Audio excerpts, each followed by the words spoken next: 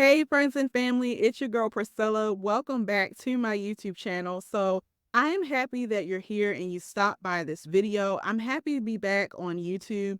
Today, this video is a little late. It is our Mental Wellness Wednesday edition. And it's late because I did the recording, but unfortunately, the audio was just horrible. And so I was discouraged by that, but after getting some work done today, I just said, let me sit back down here and go ahead and record this because I don't want you all to miss out on what the Holy Spirit had for me to share with you all. So today I want to talk about clarity. Clarity is something that we all strive to have. We don't want to be confused. We don't want to be anxious, fearful, worried, full of doubt. We don't want to be sad and down in the dumps. We want to be clear about life, clear about what's going on with us, clear about the decisions we should make, and et cetera, et cetera. So I wanted to share with you today one of the hacks for mental health that I have for clarity. So a lot of the times when you're dealing with depression and anxiety, you can feel very consumed with the thoughts that the enemy puts in your head, these lies that he's telling you about yourself or about things around you that are making you feel fearful. You can get consumed by just things around you. And it's hard. It really is. And you get to the point sometimes where you just want to give up and you just want to be stuck in your thoughts. You want to be stuck in the sadness and you don't want to try to pull yourself out of it. Or, in other words, have God pull you out of it. And I want to encourage you that God can pull you out of it. First of all, you have to start with your thoughts. All right. So when you're looking for clarity, examine your thoughts.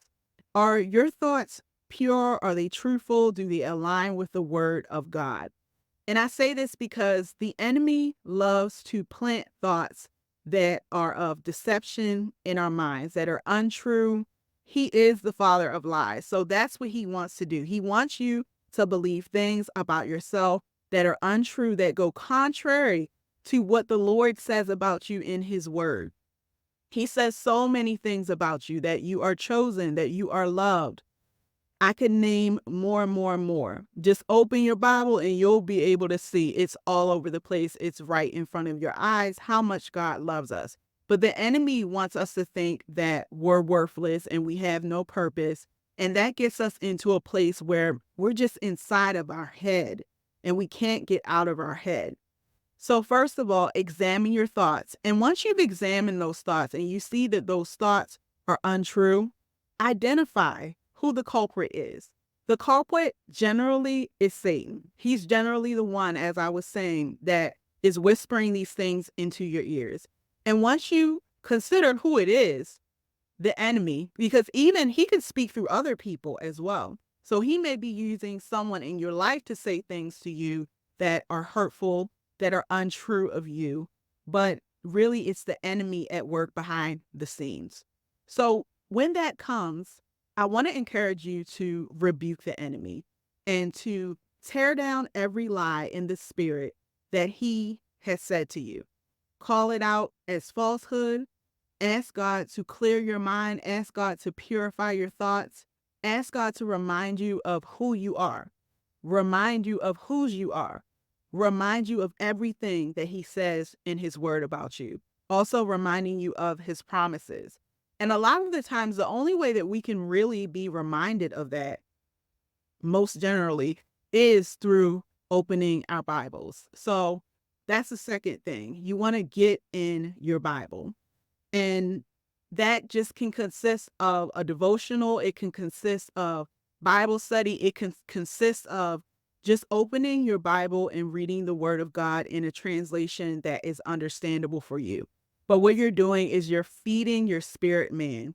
And then that is going into your mind and you're training your mind to remember those things, to focus on those things and not the lies of the enemy.